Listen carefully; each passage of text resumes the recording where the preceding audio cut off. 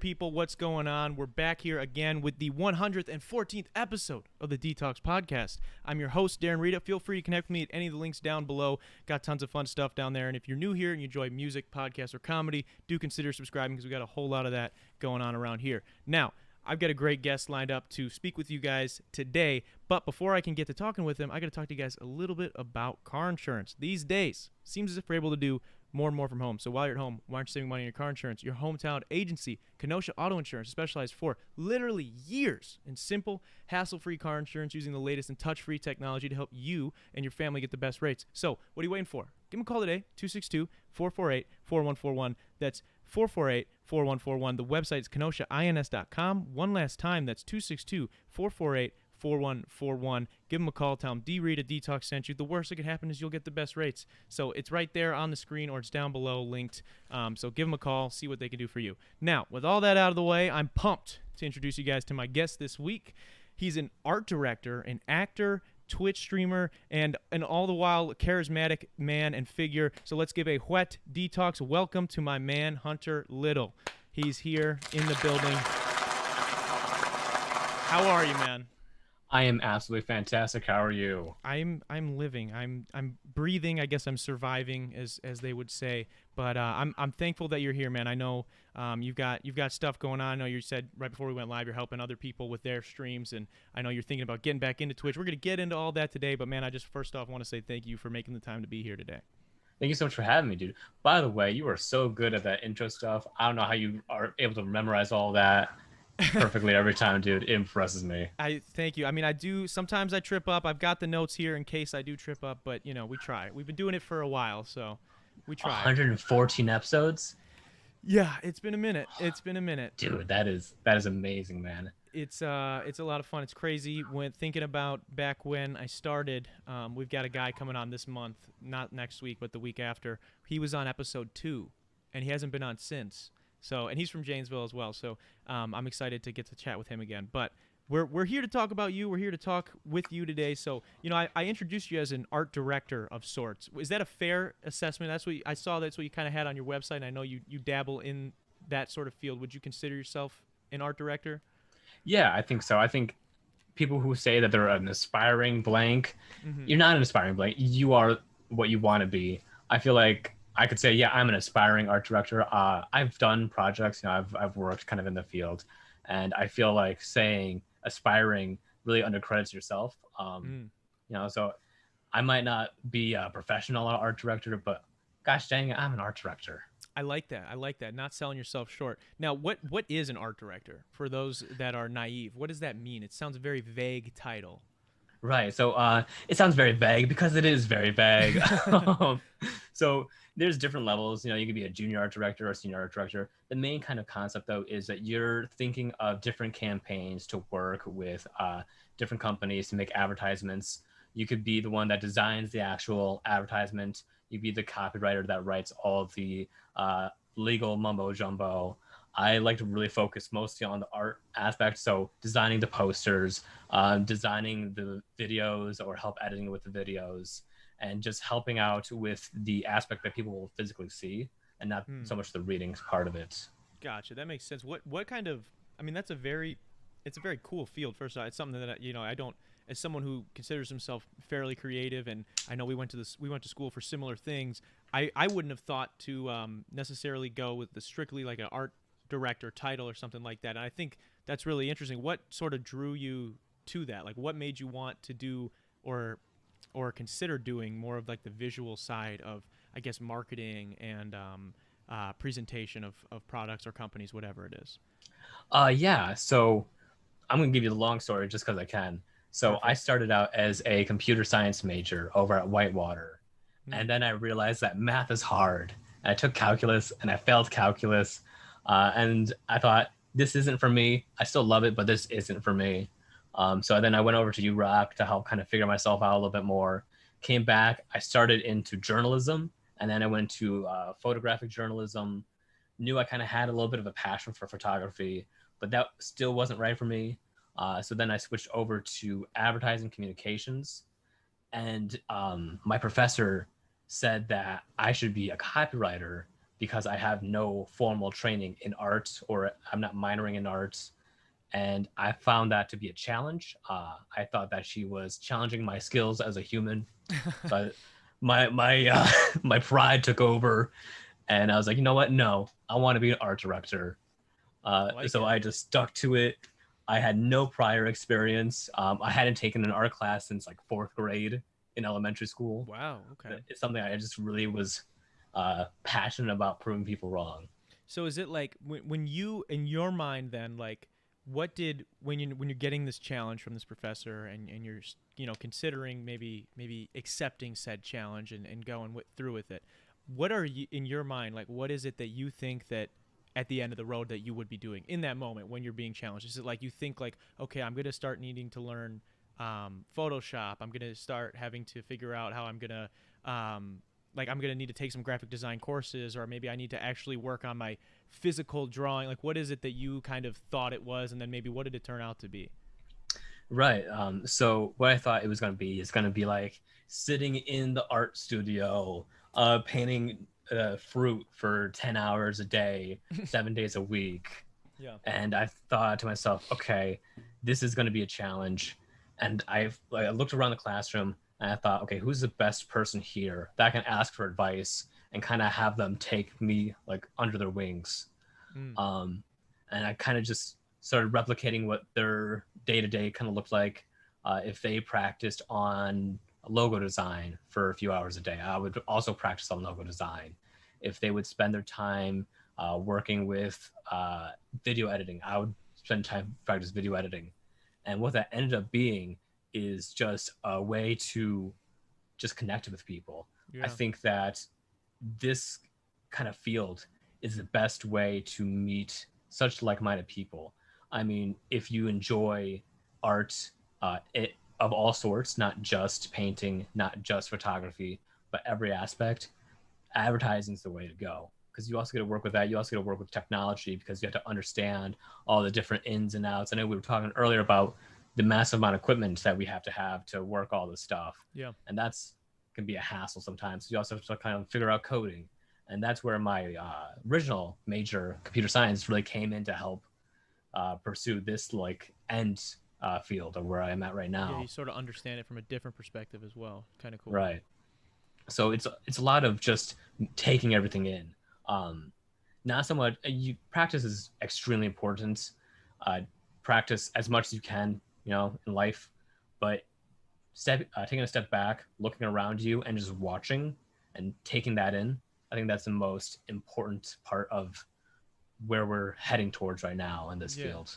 So were you you mentioned that first thing that you did was look around, like you just mentioned there, and you wanted to figure out who in your mind was doing it, whatever it was. Like they've got it. Okay, they've got something I don't. I want to figure out how to do that. So I'm gonna approach them and maybe either gain a relationship at the very least, maybe gain some knowledge at the most.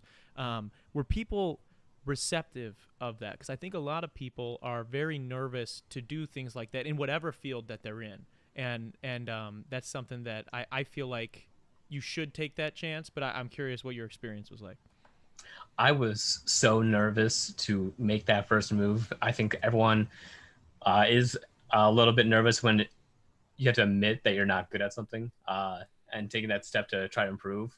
Yeah. And I'm a huge introvert in general. So going out of my way to like start a conversation, that's so rough. But people are so nice and are so receptive to that. And a little bit of, stroking their ego because, you're going up to them and saying how great they are. And they enjoy that a bit. And so I think that people are going to be pleasantly surprised by how rewarding it is just to ask for help. Yeah, I think that's a good point where you kind of slid in there as well, like showing love, like giving people their flowers is a great way to get on anybody's good side. Like if I don't know you and the first thing you say to me is, "Hey, dude, you're doing a really good whatever that thing is you're doing. It's fantastic. I love it. Can you maybe show me how you did that?" Like I'm like right away like, "Wow, I like this guy or I like this girl. Like they seem cool. They like me, so I'm more inclined to like them." And I think it's a great way to start up a conversation, build a relationship, build some rapport, and hopefully learn something along the way. but kind of along the lines of we've been talking like art directory and I guess connections. We've got a bad connection here when it comes to Drake and Kanye, who both extremely talented artists in what we've been kind of chatting about. Both have different teams around them that are helping them take their art in different ways. But they both dropped some very big projects. We covered it a couple weeks ago, their whole beef that was reignited again. And it's been hard to not see on social media if you follow anything with pop culture or even music related stuff. What have you heard both albums? I have. I've listened to both of those the last couple days, and I think Kanye kind of won this one, in my opinion. You think so? Do you think that he is won said beef, or you think he has the better project? I think he has the better project. I don't know if he's won the beef yet. There's Mm-hmm. still a lot. Just because you win the battle doesn't mean you win the war. But Mm-hmm. I think that for this one, he's definitely won the battle. Overall, with Donja, I feel that there's a more of a connection with the audience and with Kanye. And Yeah. I felt with Drake's music, for most of the album, I lost Drake to the instrumental, to the production. Oh, okay. Interesting. Yeah, so I love Drake and Kanye. I'm a big fan of both of theirs. And I think for a lot of people, I think a lot of people that are Kanye fans are going to be, of course, Kanye destroyed Drake, and people that are Drake fans are going to, do the same thing. Oh, Drake destroyed Kanye, washed him. Now, I think when I was talking to somebody about it yesterday, they were asking me my thoughts on it and which one I thought was better. And to be honest, it's so hard to compare. I guess it's hard and it isn't. Where it's like it's hard because they're so different in like what they were setting out to do and what they have both accomplished. Where I think Donda was this tribute to his mom, Right. to Kanye's mother, and it's a musical sort of expression of that and there's intertwined themes of faith and whatnot as well. But I think for me, as like just if I was a regular casual listener, I guess not for me, I think a lot of people and Drake's numbers so far have proven that. I will see how it goes in the next couple of weeks. But when you listen to Donda, you have to it's almost like something that you really need to sink your teeth into. Like you have to kind of pay it. It's a little bit harder to listen, but when you get through, when you actually focus and you kind of listen and you really like take it in, there's a lot of beauty in what's in the album. There is, and I think there's like probably some of Kanye's best stuff, others that maybe I'm not so in love with, but in the Drake side of things, I think it's a very easy listen where it's like it's very much like what's going on right now, what people are expecting from Drake or from things like that. And I think in terms of like the beef between the two of them, I think if someone like yourself would say that Kanye had the better album, which again I think that's kind of up to whoever's opinions, I can't really say one way or the other. I think on a terms of like this feud that they're having, listening to Certified Lover Boy over Donda, Drake took so many shots at Kanye throughout where like someone like myself who's been following it, it's like holy shit, he is kind of bullying him with the Yeah. rapping ability. I think like Right. musically, and I have my brother's a huge Kanye fan. I think I don't know, I can't remember if he said, I think he said he liked CLB more, but I have to double check with him. But I know a lot of people think Kanye's project was better, and for me, I can see that, and I'm not saying that CLB is necessarily better. I don't really have an opinion super one way or the other, but I think like from a rapping standpoint, Drake he really rapped his ass off. I didn't expect him to rap that as much as he did on this album. He usually he even said in an interview last year or 2 years ago when Scorpion came out, he was saying like, people want me to be one way, or people either want hits from me, or there's this other group that wants the R&B shit, and there's the other people that just want the rap, and I'll never do a project like that because I got to please all these people. But I just think the rapping, he really rapped on this one, and he really like leaned into like just rapping. Donda all the way. Okay, so he did. He says my brother commented and said he liked Donda better. Okay, there we go. Didn't want to misquote Donda him. one. That's right. That's right. There you I go. think that it's really interesting, especially with I think the song's called "Champagne Poetry" by Drake. Yeah. The intro. We see a reference to the Beatles at the very beginning with the sample that he used. Yeah. And the Beatles were kind of very popular for their albums having an overarching story. I feel like Donda was the album that kind of had that overarching story between the two. So I think that there's a lot of parallels between both albums that are bigger than just the album itself, but to the whole entire production as a whole. And Drake said it himself that he's got more slaps than the Beatles. So he's got more hits than the Beatles. But I mean that's up for debate. Bold statement. Bold statements. But we'll see. So the takeaway is that Hunter is saying Donda over CLB. I think I lean more CLB, but it's kind of up in the air for me. My brother in the comments is saying Donda. You guys let us know in the comments what you guys think. But aside from that, I was messaging you. We were talking over the weekend, obviously, getting ready to do the podcast today, and you had mentioned to me that you had tried out one of the bird scooters and ate shit. And I looked up. I didn't know that that's what they were called. I do know what those are. I was texting you, and I was like, I don't know what the hell that is. And so if you want to give a rundown, you said you had an incident recently where you had eaten shit on a bird scooter. Yeah.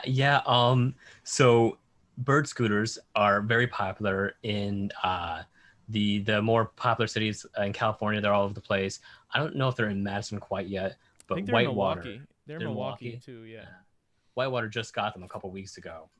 And for people who don't really know what bird scooters are, they're just electric scooters that you can rent for super cheap. It's like an Uber where you open up the app, you find the closest bird scooter, you scan it, you pay like 30 cents for every minute you use it.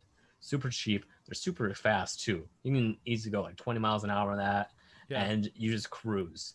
I've got no clue how they're charged, but someone charges them, and it's a mystery to me.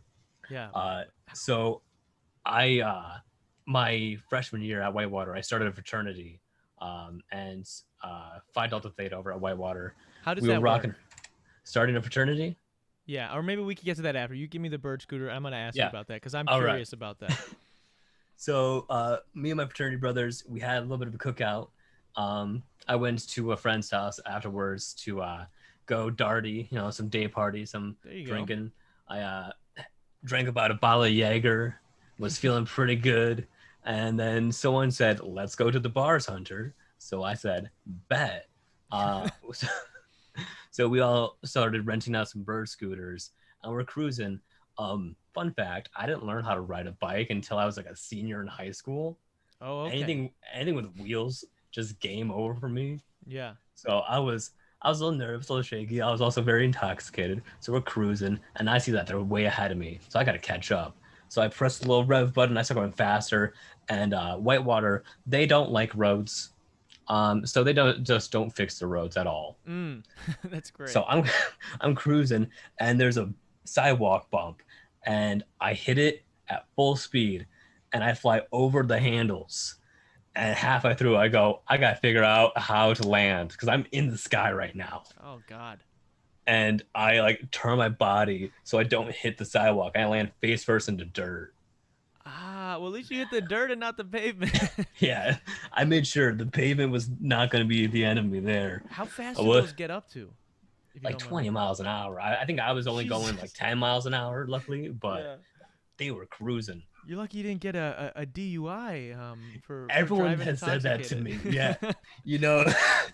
I think the cops at Whitewater just don't care about that anymore. As long as you're not like smashing cars, you should be fine. Yeah. But I faceplanted into the dirt. I like lost my wallet 4 blocks back. So I stand up and I've got dirt all over my face. I'm like limping back. My whole right side of my body, I can barely feel it. I still can't really lift my arm up too well. Carrying anything hurts. Yeah. You're gonna need to go to the doctor after this, bro. Yeah. What's up with you and wheels? So you don't like wheels? My brother asks here in the comments. Logan Rita says, "Bro, what? You couldn't ride a bike till 18? What's that about? Is it event like you're just against them, or you just never wanted to try and learn them?" I was like of the mindset I'll just drive. I don't need to ride a bike. I'll call it Uber. Everything in my hometown is like 5-minute walk. Yeah, where are you from? I'm from Janesville, born and raised. Oh, okay. So if it's like a 30-minute drive to Whitewater, if you take one wrong turn, you're there. Yeah. So I ate shit and I lost my wallet, so I had to like limp back 4 blocks over, grab my wallet, some of my fraternity brothers who were not a part of this party at all were just driving around because they felt like it. They see me on the side of the road and they go, "Hey, buddy, you all good?" I go, "No, no, I'm not." And I asked them to drive me to the bars. I get to the bars and the bouncer just looks at me. He doesn't take my ID. He just pats me on the head and tells me to go inside. I go, "Thank you." He feels pity for you. Yeah, a lot of pity that day, but hey, it was a fun story, Yeah. and I'm still alive to tell it. That Um, that's wild, man. I was nervous to. I wanted to ride one when we were in. I didn't know that's what they were called when we were texting about it the other day. But mhm. we were in Milwaukee for Game 6 of the finals, and those were everywhere. And I wanted to get on one so bad, but I was like, I don't know how this works, and so I didn't know that there was like an app and all this shit around it. But that's really Yeah, neat, though. It sounds like a sweet system. if you're not intoxicated, they're super fun. Um, Maybe and more if you fun when you're intoxicated, as long as you don't yeah, crash. and if you know how to ride a scooter or a skateboard or anything, they're even more fun. That's So true. Yeah. I highly recommend it. I personally won't be trying them again, at least in Whitewater, Yeah. but they're still great. They're still great. That's fair. We 10 out of 10 recommend. It was a Yeah. fantastic Yes, sir. experience. So Yes, sir. you said that you founded a fraternity. So you're a founding father of a fraternity. How in the hell do you go about wanting to do that? Like how does that come up? And then how do you actually execute said want? How does that happen? Right. So my freshman year, I was looking around for different fraternities to join. Um, I just wasn't really feeling it. I think that there's just this giant hazing culture that I Mhm. didn't want to be a part of. And I thought, well, if none of these have a good culture, what if I just started my own, you know? Hmm. And so me and my few buddies, we kind of got together and we found this fraternity that wanted to start on campus, but just needed people to help like get it going. And so a friend of mine texted me. She's like, "Hey Hunter, this dude is looking to start a fraternity. Message him. Go get lunch with him." And so I did, and we talked about like how we were planning to do it. So Phi Delta Theta is an official recognized fraternity across the world. It's an international fraternity, and so they charter to different schools. Interesting. Um, and so when they're in their infancy state, what fraternity is, it's called a charter. And then once it becomes like a full fledged operation, it becomes a chapter. Okay. So we started a charter. We had to think about recruitment. We had to think about budgeting and just how we would operate for the next kind of 4 to 5 years. Uh, we found a lot of great guys. We found some not so great guys. We got them out pretty quickly though. We got things going, and I think it was my junior year or maybe like late sophomore year, we finally became a real chapter. So we got to learn all the secrets, all the cool stuff. And Okay. we got to have something under our belt, and we got to have a founding father status. So I get a cool shirt and I can tell everyone what to do. And Is it that feels the pretty only? Those good. aren't the only perks, are they? I mean, that those are cool perks, but are those the only perks of being a founding father? Is you get the shirt? For being a founding father, it's more about being able to create something that you want, not so much joining fraternity that other people have started, other people make the rules. Mm-hmm. You get to really set the standard and change the status quo about things. What's like the benefits like for in general like joining fraternities and stuff? Because there's a stigma around fraternities, which I mean you explained was something you guys didn't want to do, some of that hazing culture and things like that. But Mm. there's other things that a lot of people view fraternities as negative. Like what is it that they do other than because in pop culture in media we just see it as like yeah that's where the douchey rich white guys throw parties and do bad things to women. But like Right. what are like the positives that are supposed to come out of these things and that obviously you guys were doing? Yeah. I mean, we saw a lot of other fraternities doing those terrible things, and I think the media um, doesn't really over exaggerate that. I think they've kind of hit it pretty spot on, which is sad. And that's something that we really want to stray against from. Our main goal is to create a culture in our kind of community that helps out the city and that helps out people become the best versions of themselves. So Mm-hmm. we'll hold philanthropy events for things like ALS or the Wounded Warrior Project. We will just help clean up the city after major parties. We kind of go out of our way to help other students study and making sure they're finding the proper resources that they need. Mm. When it comes to the brotherhood aspect of it, it's about being there and making sure that everyone on campus, not just the people in your fraternity, have an experience that they feel that they're getting value out of. You Wow, know, that's interesting. So, like, what is it that you said you guys didn't want to have some sort of hazing culture to get into your fraternity? What is it that you guys had to do? Like, how do you determine? You said you had some bad guys when you were starting it up, and obviously some more positive people. But how do Mhm. you sort of weed those people out? What is your vetting process for allowing someone to be in your fraternity as someone who was literally starting it? Right. So I think the main thing to do instead of beating submissive culture into it, we flourish on just helping each other out and being able to figure out who has similar standards. Who has the same pillars of structure as we do, which was like brotherhood, sound learning, and just being a good active member of the local community. We have kind of a GPA check that we make sure we do. We want to keep our brothers in class. We don't think that they should be skipping class to party or skipping class because they have a hangover. We have our fair share of hangovers, but we make sure we don't schedule the 9 a.m. classes then.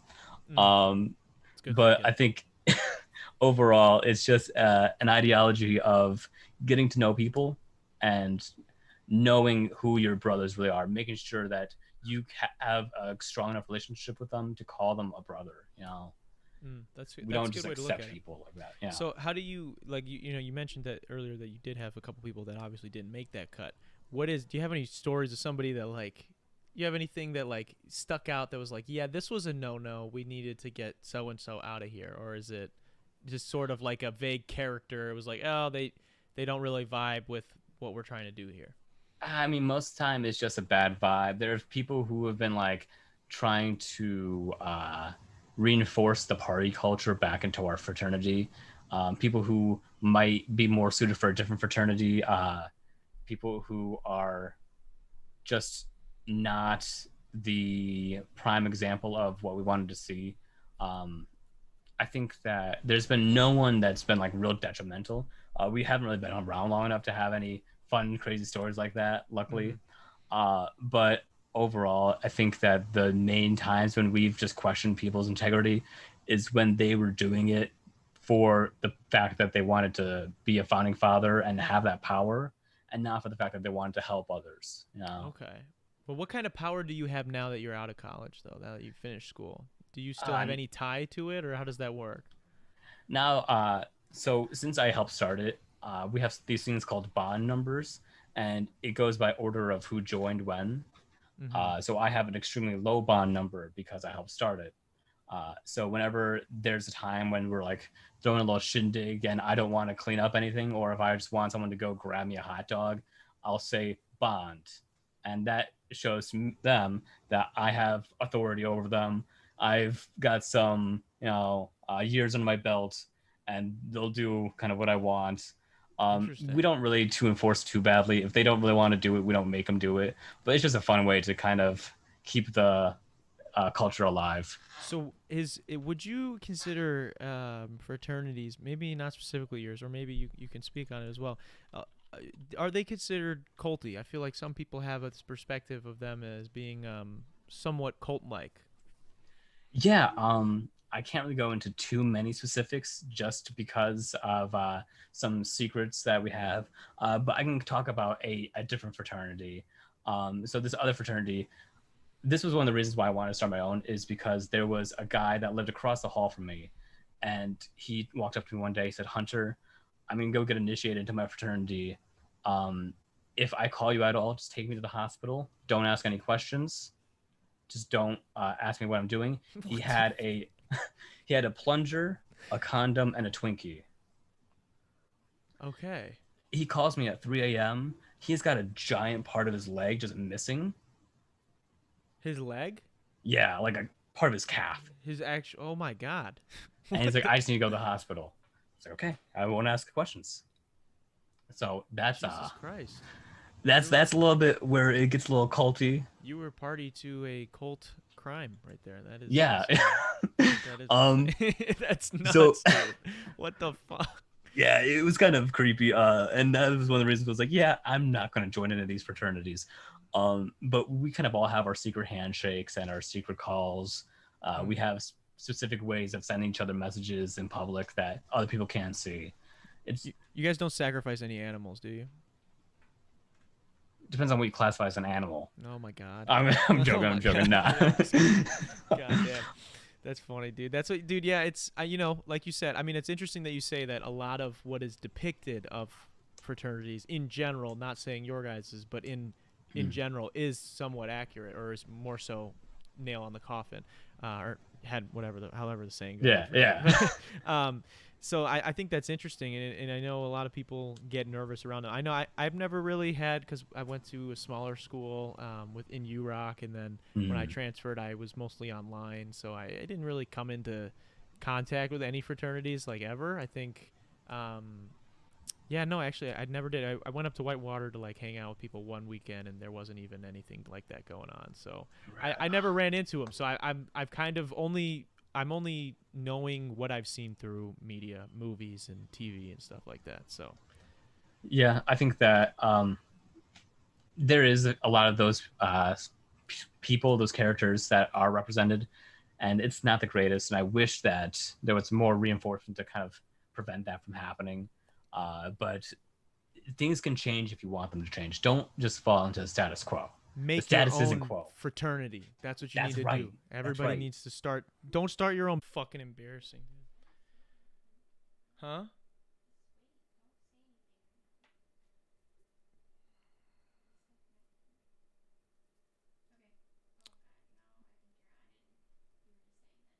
We're live. Okay. Well, it is. It's fucking embarrassing. Hey guys, I don't know what the fuck just happened. We literally don't know what's happened. We've tried to run a bunch of shit, and I guess Zoom just fucking destroyed my whole computer. We've done Zoom interviews in the past. We did one last month. They worked just fine. We have everything set up. We didn't change anything for this fucking podcast. And it decided to take a big shit on us literally in the middle. Didn't even give us an option. It just McKenna said she got a message. It literally came up with a blue screen and said, "Computer is shutting down now or restarting now. We'll do it itself." And then it just did it. So I'm really sorry, and I'm honestly embarrassed that I was really excited to talk to Hunter today, and I know we had some new people that have never come to the channel, and I want you guys to know that this usually doesn't happen. As stupid as that fucking sounds to have me even have to fucking clarify that, but we work really hard. I mean, we've built a very big studio here, and I work really hard throughout the week to make sure everything will run smooth for Monday night. So I'm really sorry that it turned out this way, and hopefully we can get Hunter on here soon. I just spoke with him, so we're going to figure out a time that he can come on and come in person, and in the meantime, I'm going to work on trying to fix this throughout the week. So I really do apologize that this happened, and I am, like I said, I'm very upset that it happened. So I just want to let you guys, I want to thank the people that did watch. I would like, thank our patrons and stuff. They're, where they are, who they are. Patreon.com/Darren Rita. Support the channel. Maybe if I fucking had more time, I'd fucking be able to figure this out. I will figure it out. I'm beating myself up, and rightfully so, because this is ridiculous. But I want to say again, thank you to Hunter. I just talked to him on the phone. Thank you to him for making some time. Sucks balls that this had to happen this way. Go check him out everywhere. It's HG Little on Instagram and Twitter. So check him out. We'll have him back on very soon. We'll be back next week in person. And I'm going to be fixing this on Twitch all week. So we'll be doing some streams on Twitch while I try to fix this issue. But thank you guys again. I will see you guys next time. Peace.